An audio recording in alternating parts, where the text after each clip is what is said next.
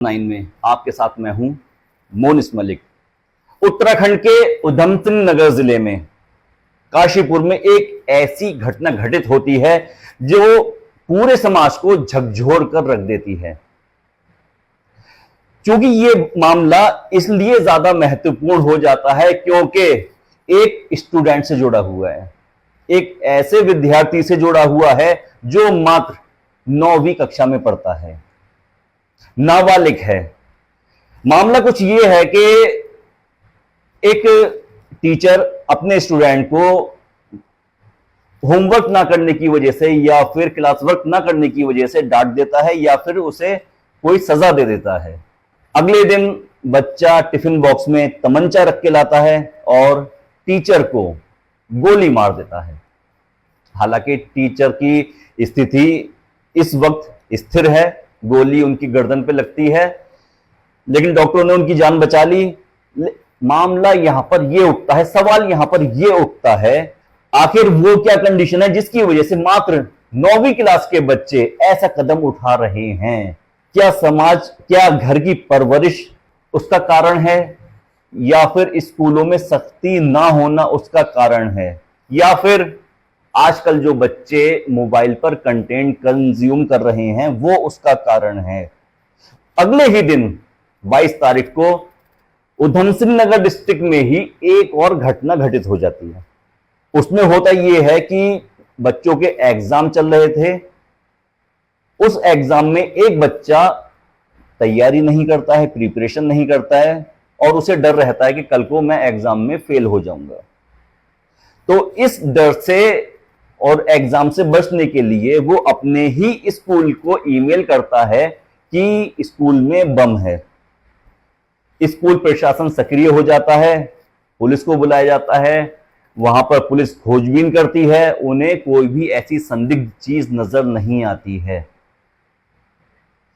फिर उस बच्चे से पूछताछ की जाती है तो मामले का खुलासा होता है। तो आगे पीछे ये दो घटनाएं घटित होती हैं जो सीधे सीधे नाबालिग बच्चों से जुड़ी हुई हैं कि आखिर बच्चे इतने हिंसक क्यों होते जा रहे हैं, आखिर ऐसा कदम क्यों उठा रहे हैं? क्या परवरिश की वजह से ऐसा कदम उठा रहे हैं, या फिर दिन भर वो जो माहौल, जिस माहौल में बच्चे रहते हैं उसकी वजह से उन्हें ये सारी चीजें नॉर्मल लग रही हैं? इस मामले पर चर्चा करने के लिए आज हमारे साथ 3 खास मेहमान मौजूद हैं। इनका परिचय कराते हुए चलते हैं। सोनी यादव जी हैं, प्रधान अध्यापक हैं, राजकीय प्राथमिक विद्यालय हसनपुर से हैं ये, और इनके बाद मुकेश अग्रवाल जी हैं, ये भी प्रधान अध्यापक हैं, Shri Krishna merchant associate inter college Kichha के, जनता स्कूल के, और तीसरे नंबर पे खुर्शीद जहां जी हैं जो प्रधान अध्यापक हैं प्राथमिक विद्यालय पटेरी से। आपका तीनों का कार्यक्रम में स्वागत है। तो सबसे पहले मैं सोनी यादव जी से ये जानना चाहूंगा कि चूंकि आपका बच्चों से रोजाना का मिलना जुलना, या फिर आप टीचर हैं तो आपका ज्यादातर समय बच्चों के बीच में ही बीतता है, तो ऐसी क्या कंडीशन हो जाती है कि बच्चे आज की डेट में, जो बच्चे मासूम कहलाते थे वो आज की डेट में हिंसक होते जा रहे हैं? बहुत बड़ा ये कदम इस बच्चे ने उठाया है और पूरा शिक्षक समाज के साथ साथ हमारा जो आसपास हमारा जो पूरा समाज है सब अचंभित है इस घटना से, शॉक्ड हैं कि ये कैसा, कितनी इतनी पावर, इतनी हिम्मत उस बच्चे के अंदर कहाँ से आ गई कि इतना हिंसक उसका व्यवहार हो गया। और चूँकि हम लोग लगातार बच्चों के बीच में रह रहे हैं तो इस सब के लिए सिर्फ किसी एक कारण को जिम्मेदार बता देना मुझे लगता है कि गलत है। एक कारण में हम ना तो स्कूल को दोष दे सकते हैं, ना परवरिश को दोष दे सकते हैं। होलसोल अगर कहा जाए तो एक बात आई थी मोबाइल कंटेंट की। ये मोबाइल के जो कंटेंट हैं, सिर्फ कंटेंट भी ना कहा जाए, जब बच्चा पैदा हो रहा है, 6 महीने का बच्चा है, अब 6 महीने के शिशु को आप, अगर वो रो रहा है और पेरेंट्स ने उसको मोबाइल पकड़ा दिया और वो चुप हो जाता है तो पेरेंट्स को लगता है ये सबसे आसान तरीका है और बस अब बच्चा क्या है, एक मासूम घड़ा है मिट्टी का, और उसको जिस तरह से ढाला जाएगा वो उस तरह ढल जाएगा। अब बच्चे को उसकी लत लग जाती है धीरे धीरे, और आप देखिए कि जिस तरह की चीज़ें हैं वो बच्चे को एग्रेसिव कर रही हैं। मनोवैज्ञानिक कारण भी एक बहुत बड़ा कारण है इस घटना के पीछे। बच्चों की कुंठा, अकेलापन, माँ बाप व्यस्त हैं, वो अपने अपने फ़ोन में व्यस्त हैं। अगर काम नहीं भी कर रहे हैं तो माएँ अपने फ़ोन में व्यस्त हैं रील बनाने में, पिताजी अपने फ़ोन में व्यस्त हैं या आधा समय रोज़ी रोटी के कारण घर से बाहर है, और बच्चा एक अकेलेपन से जूझ रहा है। ऊपर से पढ़ाई का प्रेशर, स्कूल में जाने के बाद किस तरह का उसके साथ ट्रीटमेंट होता है। कभी माँ ने पूछा, कभी पिताजी ने पूछा कि क्या आप किस तरह से पढ़ाई कर रहे हो, कहाँ दिक्कत आ रही है, कहाँ। तो ये सारी चीज़ें कहीं ना कहीं बच्चे को अंदर से कुंठित और कमज़ोर कर दे रही है, और वो इतना एग्रेसिव हो जा रहा है कि उसको सही और गलत में तुलना करना उसके लिए मुश्किल हो जा रहा है। उस वक्त उसको जो समझ में आ रहा है वो कर रहा है, ऐसा मुझे लगता है। इस मतलब माँ बाप को जो साथ मिलना चाहिए था बच्चों माँ को, बाप का वो साथ नहीं मिल पा रहा है। और एक बात और है जिसे हम कहते हैं एकल परिवार का होना। ये पूरे की पूरी सोसाइटी के अंदर जो आजकल माहौल ख़राब है उसके लिए बहुत बड़ा एक फैक्ट है एकल परिवार का होना, जिसकी वजह से बच्चे उनकी परवरिश, हम पैसे से परवरिश नहीं कर सकते। पैसा बहुत कुछ हो सकता है लेकिन सब कुछ नहीं हो सकता। वो मूल्य, वो संस्कार, वो बच्चे को कहाँ से मिलेंगे? क्या पैसा उन्हें दे देगा? और क्या विद्यालय जो कॉन्वेंट हैं या सरकारी हैं, जो भी हैं, जिस तरह का हम लोगों को पाठ्यक्रम मिला हुआ है, जो उन किताबों में कहीं एजुकेशन, जो वैल्यू एजुकेशन है उसकी बात नहीं है, वो कहानियाँ नहीं है जो बच्चों के मन भाव पर अपनी छाप छोड़ें, तो वो नैतिकता, वो संस्कार, वो मूल्य कहाँ से पाएंगे बच्चे? दादा दादी का साथ नहीं है, चाचा चाची, ताऊ ताई, कुछ भी तो नहीं है हमारे पास देने के लिए अपनी पीढ़ी को। कुल मिला के कहने का जो लबोलुआब है वो ये है कि माँ अपने में बिजी है और फादर, पिता अपने में बिजी है। तो बच्चे को जो परवरिश मिलनी चाहिए थी, बात फिर वही परवरिश की आ जाती है। बिल्कुल। बच्चे को जो परवरिश मिलनी चाहिए थी, जो स्नेह मिलना चाहिए था, जो प्यार मिलना चाहिए था, उसकी कहीं ना कहीं कमी है। मैं अग्रवाल जी की तरफ आना चाहूंगा, मुकेश अग्रवाल जी की तरफ। मुकेश अग्रवाल जी, आप भी प्रधान अध्यापक हैं और 6th क्लास से लेकर 12th क्लास तक के बच्चों का आपका रोजाना का आपका मेलजोल ही समझ लिए। एक टीचर अगर दोस्त होता है तो और ज्यादा बेहतर तरीके से वो गाइड कर सकता है। तो ये जो आजकल हम ये कहानी सुन रहे हैं कि बच्चे हिंसक हो रहे हैं, मैं कुछ दिनों पहले एक कहानी, एक न्यूज देख रहा था, उसमें एक बच्चे ने इस डर से सुसाइड कर लिया था कि वो हो सकता है कि उसके मार्क्स कम आए। तो ये चीज उनके दिमाग में कहां से आ रही है कि मैं ऐसा कदम उठाऊं कि गोली मार दूं टीचर को, या सुसाइड कर लूं, या फिर बम थ्रेट दे दूं स्कूल में। तो ये बातें उनके दिमाग में कहां से आ रही हैं? कहीं ना कहीं जो सोनी मैडम ने बात कही, जो मोबाइल कल्चर हावी हो रहा है। पहले जो मोबाइल बिल्कुल अस्तित्व में नहीं थे तो बच्चों के पास ये कॉन्सेप्ट ही नहीं थे। अब धीरे धीरे धीरे धीरे धीरे धीरे हो क्या रहा है कि बच्चे पढ़ाई में कम कंज्यूम टाइम कर रहे हैं, और लगभग हर बच्चा रात को 10 बज जाए, चाहे 11 बज जाए, चाहे 12 बज जाए, चाहे 1 बज जाए, कोई पता नहीं, वो ये कह करके कि अपने माँ बाप से जा रहा है कि मैं पढ़ रहा हूँ, और वास्तव में ये है कि पढ़ाई के अलावा वो अन्य कामों में अपना समय व्यतीत कर रहा है, जिसमें सबसे बड़ा कंटेंट है मोबाइल। अब जब वो पूरी रात 12 1 बजे तक मोबाइल चला रहा है तो उसके बाद उसकी नींद पूरी हो नहीं पा रही है, नींद पूरी हो नहीं पा रही है, और उसके बाद उसके ऊपर एग्ज़ाम का ही प्रेशर है, माँ बाप की इच्छाएं बहुत हावी हैं। पहले जब हम पढ़ते थे तो कोई माँ बाप नहीं पूछता तुम क्या आए, तो बेटा पास हो गए, हाँ जी हो गए, वो खुश हो गए।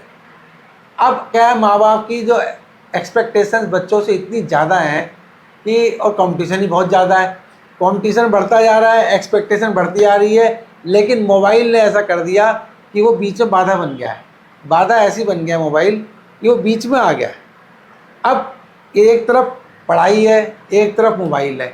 अब बच्चे को चुन रहा है कि मैं किसको ज़्यादा प्राथमिकता दूँ, क्योंकि मोबाइल अब ऐसा छा गया है कि वो बच्चा मोबाइल घर में देख रहा है, सुबह से उठ करके माँ बाप है मोबाइल चला रहे हैं, माँ है मोबाइल चला रही है। जैसे मान लो मेरे माँ बाप सिगरेट पीते हैं तो जाहिर सी बात है मेरे भी लत लगने बहुत चांस रहेंगे। बच्चा समाज में जा रहा है, वहाँ भी उसको देख रहा है, मोबाइल चल रहा है। तो जब मोबाइल बच्चा बार बार हर जगह देख रहा है, तो उसके वो भी मोबाइल चला रहा है, माँ बाप भी उसको मोबाइल ला के दे दे रहे हैं। एक घर में 5 बच्चे हैं, पाँचों के पाँचों हाथ में मोबाइल आ गया है। तो मोबाइल पहला फैक्टर है। अब खाली हम मोबाइल को, दो science is a good servant but bad master, खाली मोबाइल को नहीं कहते। मोबाइल देख के बच्चे IAS बन रहे हैं, मोबाइल में यूट्यूब देख के बच्चा, अभी हमारा लड़का सिरोली के सजान है, उसने मोबाइल में यूट्यूब देख के वो IIT निकाल दी बिना कोई ट्यूशन पढ़े। अभी हमारे एक लड़के ने नीट में थोड़े नंबर से रह गया, केवल मोबाइल से ही पढ़ा, गरीब बच्चा था एकदम। एक बच्चा दुर्गेश कुमार है, मेरिट लिस्ट में 22वां स्थान लाया, एक 13वां लाया, वो मोबाइल से ही पढ़ कर गया, उन्होंने टीचर से ट्यूशन नहीं ली। अब लेकिन अब मोबाइल, मैंने कहा science is a good servant but bad master. Mobile हम किस परिप्रेक्ष्य में देख रहे हैं, कि उसके अच्छाई वाले पहलू को देख रहे हैं या उसे दूसरे कंटेंट देख रहे हैं। दूसरा, इसमें कहीं ना कहीं टीचर भी दोषी है। नहीं, मोबाइल का मैं आपकी बात रोक के एक बात बढ़ाना चाहूंगा इसमें। मोबाइल कंटेंट जो कंज्यूम किया जा रहा है, तो उस पर अगर कंट्रोल हो जाए, कि अगर माँ बाप को ये पता हो कि मेरा बच्चा क्या देख रहा है, क्या चीज वो कंज्यूम कर रहा है, तो एक कंट्रोल हो जाएगा कि अगर उसे मोबाइल देना है, एजुकेशन के पर्पज से देना है, तो कितनी देर के लिए देना है। वो रील देख रहा है, शॉर्ट्स देख रहा है, वीडियो देख रहा है, गेम खेल रहा है, या फिर सोशल मीडिया यूज कर रहा है, वो क्या क्या कर रहा है उसमें। देखिए, इसको बिल्कुल आपने बिल्कुल सही की। बच्चे इतने चालाक हो गए हैं कि बच्चे माँ बाप से ज़्यादा चालाक हैं। 90% माँ बाप को मोबाइल चलाना ही नहीं आता है, वो केवल खेल फ़ोन सुनने के लिए या रील देखने के लिए लेते हैं। और जितने बच्चे हैं वो जैसे ही पिताजी आते हैं यूँ मोबाइल में करते हैं, सारा कुछ कंटेंट हट जाता है, पढ़ाई चालू हो जाती है। तो इस पर रोकथाम करना तो बहुत मुश्किल है। तो ये तो बच्चा स्वतः जो उसके अंदर समझ में आएगी कि हाँ भाई मुझे पढ़ना ज़रूरी है, पढ़ना मेरे लिए ज़्यादा महत्वपूर्ण है, तब कर सकता है मोबाइल पर कंट्रोल। दूसरी चीज़ ये है कि कहीं ना कहीं टीचर भी दोषी है। आपने देखा हो जितनी भी घटनाएं घटती हैं, जब आप उसके मूल में जाओगे, आपको सही बात बता रहा हूँ मैं, ये को एजुकेशन जो एक चीज़ है, हमारे कई सारे टीचर बंधु ऐसे हैं जिन्हें ये नहीं पता है कि हम को एजुकेशन वाली क्लासों में बच्चों से डील कैसे करें। जब बच्चा लड़का लड़की इकट्ठा पढ़ता है, कभी भी आपने कोई घटना अकेले लड़के के स्कूल में नहीं सुनी होगी, अकेले लड़कियों के स्कूल में नहीं सुनी होगी। ये जितनी घटनाएं घटती हैं आप नोटिस कर लेना, कहीं गोली मारी जा रही है या कहीं टीचर गाली दे रहा है बच्चा टीचर को, या गुरु शिष्य, वहाँ पे जो बच्चा है जवान बच्चा हो जाता है। जब 10वीं 11वीं पढ़ने वाला बच्चा 9वीं के बाद उसके अंदर कहीं ना कहीं टीन एज से निकल के एडल्ट में चलने जाता है, तो वहाँ पर क्या होता है, टीचर को बड़ी सावधानी बरतनी चाहिए कि हम बच्चे को डांट रहे हैं, क्योंकि कहीं ना कहीं वह लड़के ही बैठे और लड़के ही बैठे। तो जब टीचर क्या करता है, बच्चों को डांट देता है, तो बच्चा क्या लेता है, उसको दिल पे लेता है सीधे, और उसे ऐसा लगता है कि मेरी बेइज्जती कर दी। और जब उसको ये फील आ जाता है, तो उस समय गुरुजी कहीं किनारे चले जाते हैं। उस समय लगता है कि लड़कियों के सामने मेरी इंसल्ट कर दी और मेरे आत्मसम्मान को ठेस पहुंचा दी। तो उसके लिए वो कुछ भी करने को तैयार हो जाता है कि भाई कहीं ना कहीं मेरी जो अंदर से जो मुझे ठेस पहुंचाई गई है, मैं कैसे करके बदला लूँ, या उनके सामने सुपर हुक दिखाऊं, सुपरमैन के रूप में दिखाऊं कि देखो मेरी कितनी चलती है। तीसरा इसके पीछे है पारिवारिक संस्कार जो है। पारिवारिक संस्कार से क्या होता है, जिन घरों में गन कल्चर है, जैसे कई घरों में, अब हमारे लोग घरों में चक्कू ही नहीं मिलेगा तो बच्चा चक्कू ले कहाँ जाएगा। अब घर में उन्हें देख रहा है फिर तमंचा रखा हुआ है। सबसे बड़ा सवाल यही उठ रहा है कि वो हथियार मिला कैसे उसे। अब घर में तमंचा है या बंदूक है या पिस्टल है, कुछ भी रखी है, जो सामने रखी पड़ी है। हम एक बार लाइसेंस बनवाने गए डीएम के वहाँ, तो डीएम ने हमसे पहला प्रश्न ही पूछा, अग्रवाल जी लाइसेंस पे 2 मिनट में साइन कर दे रहा हूँ, लेकिन ये बंदूक आपके लिए जानलेवा सिद्ध हो जाएगी, इस पिस्टल को रखना।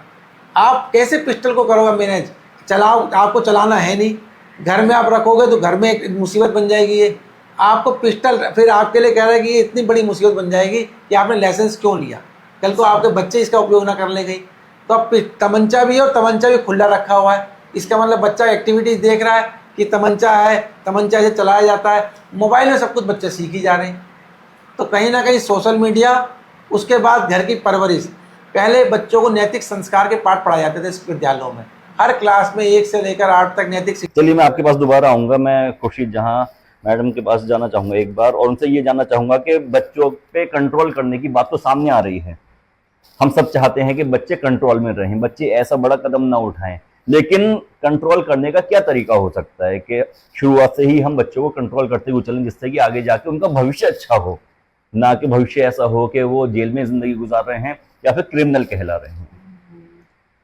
अभी तक जो अभी सोनी मैम ने बताया और सर ने बताया, तो थोड़ा सा मैं उस पर भी बात करना चाहूँगी कि जो बच्चों के मेन पॉइंट तो मुझे यही लगता है कि बच्चों के जो संस्कार हैं और जो माता पिता के वो संस्कार कहाँ से आएंगे, वो माता पिता से ही आएंगे।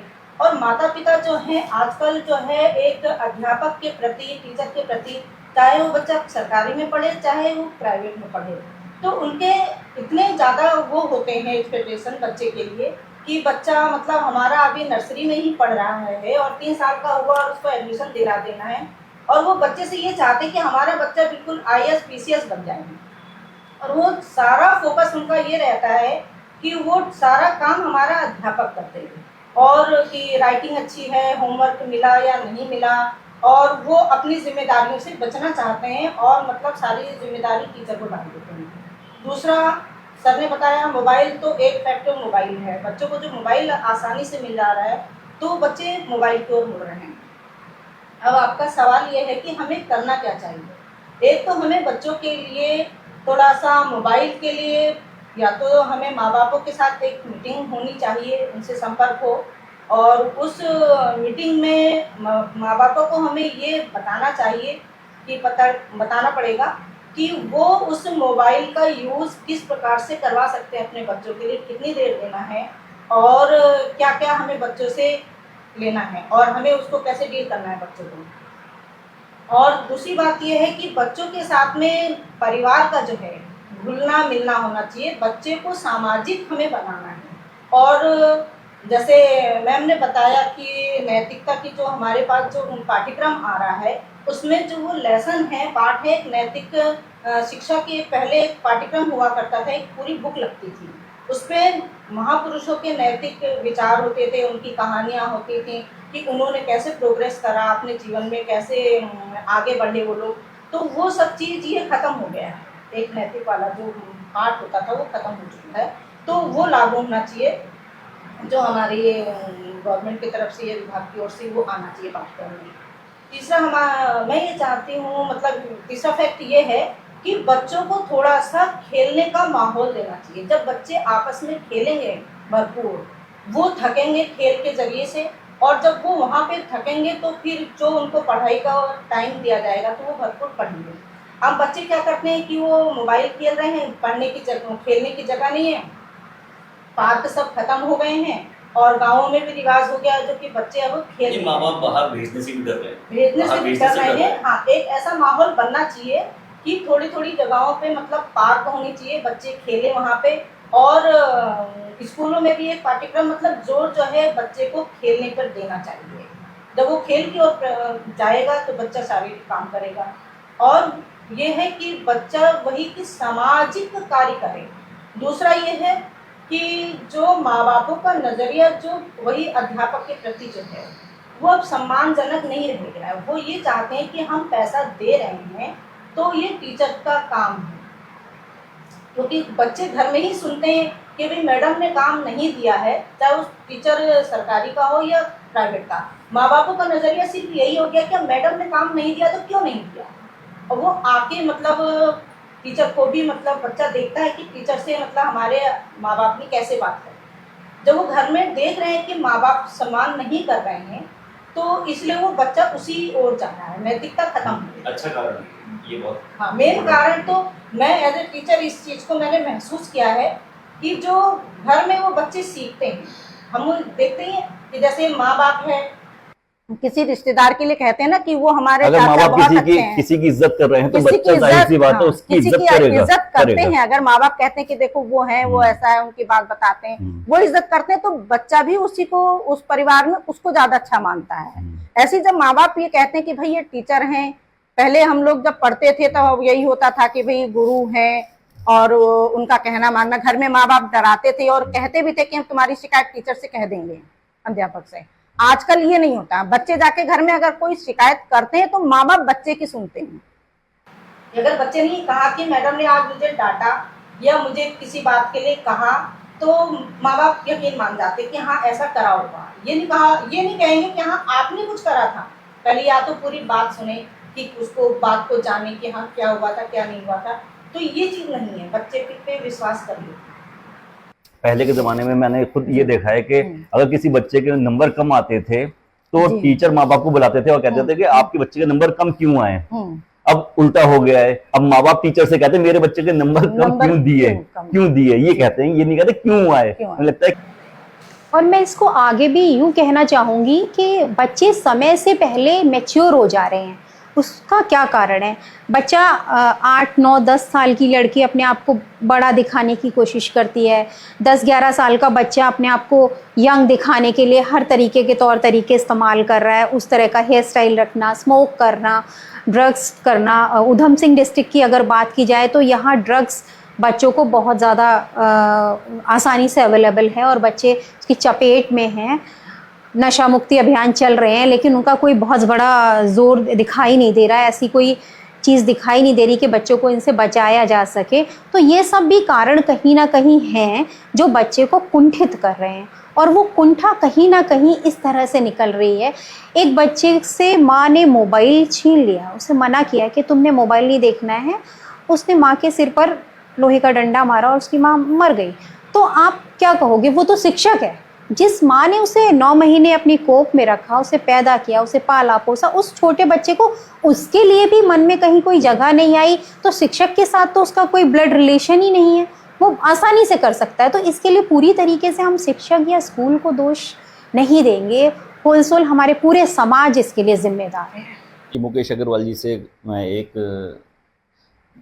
पॉइंट उठाना चाहूँगा इनके साथ चर्चा करके कि एक शब्द आजकल काफ़ी ट्रेंड में है, वो शब्द है वायरल।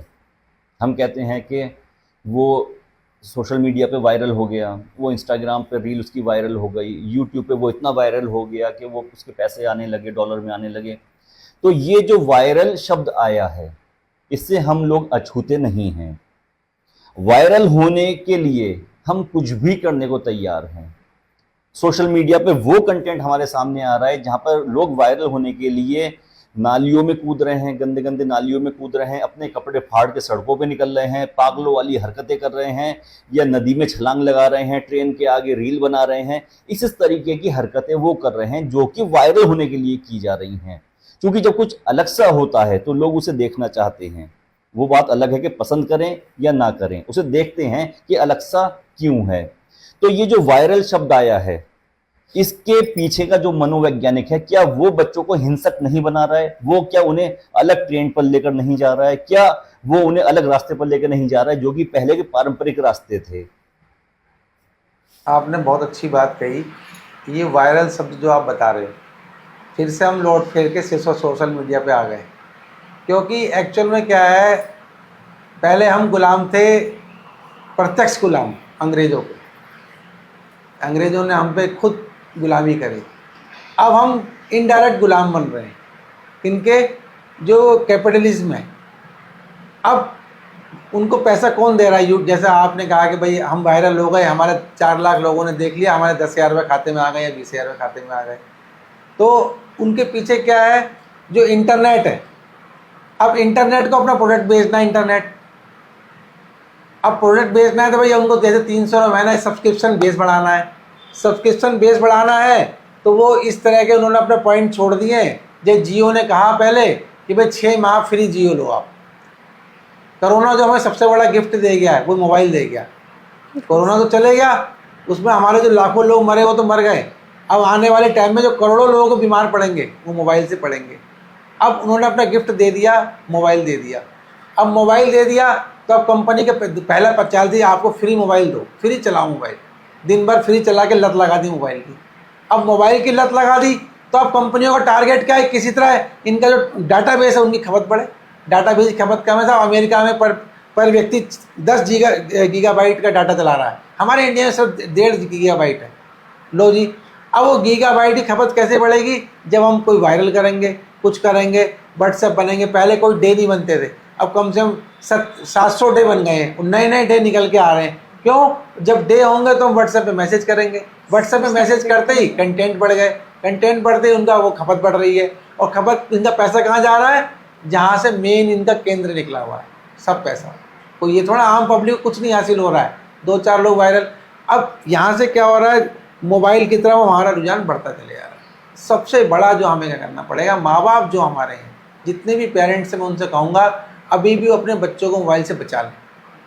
क्योंकि हम पैदा होते ही माँ बाप, बच्चा चुप नहीं हो रहा, मोबाइल उसके हाथ में दे दिया। कई बच्चे तो ऐसे मैं देख रहा हूँ घर जा करके कि वो रोटी भी जब भी खा रहे, जब मोबाइल उनके हाथ में दे रहे, लेकिन खाना ही नहीं खा रहे, चाय नहीं पी रहे, दूध ही नहीं पी रहे, और माँ बाप तुरंत हाथ में मोबाइल थमा दे रहे हैं और खुश हो रहे हैं कि मोबाइल में देखो बच्चा रील बना रहा है। उन्हें नहीं पता, आंखें तो फोड़ेगी। अच्छा, आपने एक वर्ड यूज करा, कैपिटलिज्म, पूंजीवाद। तो पूंजीवाद में पहले ये हुआ करता था कि प्रोडक्ट की सेलिंग होती थी, अपना बाजार चूज करते थे, उसके बाद अपने जो कॉस्मेटिक्स हैं या फिर कपड़े हैं या फिर इस तरीके के जो भी उनके प्रोडक्ट हैं मल्टीनेशनल कंपनीज के, उसके लिए मार्केट तैयार करके वो अपने जो खपत थी उसे खपाया जाता था। अब पूंजीवाद ने, अब कैपिटलिज्म ने इंसान को प्रोडक्ट बना दिया है। बच्चा जहां पैदा हो रहा है, 2 साल का हो रहा है, वो उनका मोबाइल का यूजर बन चुका है, वो अब प्रोडक्ट वो है, तो उसी को चीजें सेल करनी है, उसी को दिखानी है, वही यूज करना है। अब आने वाले टाइम पे प्रोडक्ट की बात मैं आपको और बताता हुआ चलूं, कुछ टाइम के बाद माइंड में चिप लगाने की बात भी हो रही है। इलॉन मस्क ने ये बात कही है कि अब दिमाग में हम चिप लगाया करेंगे, और चिप लगने का मतलब ये है कि उसके सब्सक्रिप्शन भी होंगे, कि आप बेसिक सब्सक्रिप्शन में हैं, एडवांस में हैं, और ज्यादा अच्छा सोचना है तो और ज्यादा एडवांस में चले जाइए। अब जिंदगी भर के लिए आप अब एक प्रोडक्ट बन गए हैं, उनके गुलाम बन गए हैं, मेंटली सर्वेंट बन गए हैं। तो मैं खुर्शीद जहांजी से पूछना चाहूंगा कि ये जो बच्चे स्कूल में रहते हैं, लगभग 6 से 8 घंटे का जो टाइम होता है, टाइम ड्यूरेशन होता है, और बच्चे जो घर में रहते हैं, तो घर का इम्पैक्ट ज्यादा पड़ता है या फिर जो स्कूल में बच्चे सीखते हैं माहौल? क्योंकि बच्चा जब बाहर निकलता है घर से तो वो स्कूल जाता है, स्कूल में उसे माहौल मिलता है, अलग अलग तरीके के, अलग अलग कम्युनिटी के, अलग अलग विचारधारा के लोग उसे बच्चे वहां पर मिलते हैं। वो बच्चे दरअसल वो अपने घर के रिप्रेजेंटेटिव होते हैं, जो वो घर से सीख के आए हैं वो आकर बच्चे स्कूल में दूसरे बच्चे को सिखाते हैं। तो क्या लगता है कि एक घर का माहौल ज्यादा असरदार रहेगा या फिर जो स्कूल में बच्चा सीख रहा है वो ज्यादा महत्वपूर्ण होता मैंने इस बात को पहले भी आपसे कहा कि जो है घर के संस्कार ज़्यादा मायने रखते हैं। विद्यालय में जो बच्चा 6-7 घंटे रहता है वो बहुत कुछ सीखता है, ऐसा नहीं है कि वो वहाँ नहीं सीखता है। और जो टीचर उसको बच्चे को अपना समझ के सिखाते हैं या जिस बच्चे से ज़्यादा टीचर कनेक्ट होते हैं तो वो बच्चा ज़्यादा करता है प्रोग्रेस। और कहीं ना कहीं टीचर भी उसमें होता है कि जो टीचरों को देखा है कि बच्चों के साथ में उनसे घुल मिल के बातचीत करना और उनके किसी भी कॉन्टेक्ट को मतलब क्लियर करना, अगर बच्चा बिल्कुल झिझके ना कि अगर वो किसी चीज़ में अटक रहा है, कोई सवाल नहीं आ रहा है, तो उस बच्चे को पता होना चाहिए कि मुझसे टीचर से मैं पूछूंगा तो वो मुझे मना नहीं करेंगे। फ्रेंडली एटमॉस्फेयर बच्चे के और अध्यापक के बीच में एक फ्रेंडशिप होनी चाहिए और ये बहुत ज्यादा मायने रखती है। और ऐसे ही हम देखते हैं परिवार को, जो माँ होती है वो ये कहा जाता है कि एक लड़की की सहेली होती है माँ, और उसी तरह से अगर बेटा अगर बड़ा हो गया है तो वो अपने पिता के मतलब दोस्ती होनी चाहिए। ये बहुत मायने रखती है कि बच्चे अपने माँ बाप से खुल के अपनी हर चीज शेयर कर सकें, बातचीत कर सकें। ऐसा नहीं है कि मतलब किसी एक ही टॉपिक पे, वो हर किसी टॉपिक पे कि आज मेरे स्कूल में ऐसा हुआ या बच्चे को कोई समस्या आ रही है कि भाई उसका स्वास्थ्य खराब है तो वो बता सके कि मुझे क्या प्रॉब्लम है। बच्चे को कोई वैसे दिक्कत है पढ़ाई में कि मैं यहाँ नहीं पढ़ सकता हूँ, पापा मुझे वहाँ एडमिशन करा दो, या बच्चे को किसी चीज की जरूरत है कोई चीज लेने के लिए, तो बच्चा इतना फ्रेंडली हो माँ बाप से कि वो अपनी हर बात शेयर कर सके। और इसके लिए बच्चा पहल नहीं करेगा, इसके लिए माँ बाप को ही ये पहल करनी पड़ेगी। और माँ बापों को करनी चाहिए कि जब वो बच्चे से पूछे कि बेटा आज दिन में क्या करा या बेटी आपने क्या हुआ, उसने क्या कहा, जब बच्चे शेयर करते हैं तो वो मतलब मैत्रीपूर्ण हो जाता है। और ऐसे ही देखना चाहिए कि टीचर को भी कि आज हमारी क्लास में बच्चा है तो वो बच्चा डल क्यों बैठा है या बताने में झिझक क्यों रहा है, आज कोई कुछ बात हुई है कि बच्चा खा के नहीं आया है, क्या वजह हुई है कि बच्चे के नंबर कम आए हैं। तो ये सब बातें ऐसी हैं जो कि बच्चों को बहुत ज़्यादा प्रभावित करती हैं और उनको उन बच्चों को जो है स्ट्रॉन्ग भी बनाना पड़ेगा। एक पॉइंट ये भी आता है कि बच्चों को जो है हम स्ट्रॉन्ग नहीं बना रहे हैं। माँ बाप ज़्यादातर जो है क्या कर रहे हैं कि बच्चे को ये चीज़ चाहिए फौरन ला के दे दी। ऐसा नहीं है कि आज बच्चे ने जैसे कहा कि वो बच्चा मैत्रीपूर्ण रहे, वो अपनी बात बता सके, लेकिन ये भी होना चाहिए कि उसने आज किसी चीज़ की डिमांड करी है तो डिमांड के लिए मतलब पापा ने उससे ये कहना चाहिए कि बेटा आज ये चीज़ नहीं हो सकती है। ऐसा ना हो कि बेटे ने कहा कि मुझे ये चीज़ चाहिए और वो फौरन तुरंत तैयार है उसके लिए, है ना। हाँ, ना सुनने की भी आदत होनी चाहिए, कभी कभी ये करना चाहिए। और वही है कि आज ना कि भाई आज मुझे ये चीज़ ब्रांडेड ये मार्केट में आया है तो मुझे आज ये चीज चाहिए। अब वो बाप जो है इतनी मेहनत से कमा रहे हैं, उनके पास नहीं है, लेकिन वो ये है ना कि पिता का जो प्यार होता है कि मेरे बेटे ने भाई ये मांगा है, मार्केट में ये चल रहा है, उसको जरूरत है तो मैं कहीं से भी करके लाके दूं। लेकिन ऐसा नहीं होना चाहिए। मतलब वो बच्चों को ये पता होना चाहिए कि वो कहाँ से लाएंगे, वो मतलब कहाँ से अर्निंग करके ला रहे हैं। तो ये बच्चों को पता होना चाहिए कि हमें आज नहीं, चलो कल मिल जाएगा।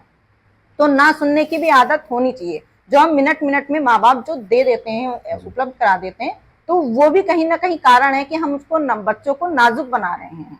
वो नाजुक बनने की जो चीजें हैं, तो बच्चों को इतना नाजुक बना रहे हैं, बच्चों को अगर छींक आती है जी तो माँ दवाई लेके खड़ी होती है और खड़ी होती है। पिताजी जो है वो हाँ। पानी का गिलास लेके खड़े होते हाँ। हैं। ये कंडीशन इस वक्त चल रही तो है। ये तो चलिए प्यार में हो गया जी। कि ये तो हमारा प्यार है, माँ बाप का प्यार होता है बच्चे के लिए, वो चीज भी महसूस होनी चाहिए कि हमारे माँ बाप प्यार कर रहे हैं। लेकिन मेन फैक्ट वहां पे पड़ता है जब इकोनॉमी की आता है कि पिता कितनी मेहनत से कमा रहे हैं और वो जो बच्चे हैं मतलब उनको लगी नहीं रहा कि पैसा कहाँ से आ रहा है और मैं कहाँ उड़ा रहा हूँ। उनको इस बात का पता होना चाहिए कि, और ये बातें परिवार में शेयर होनी चाहिए।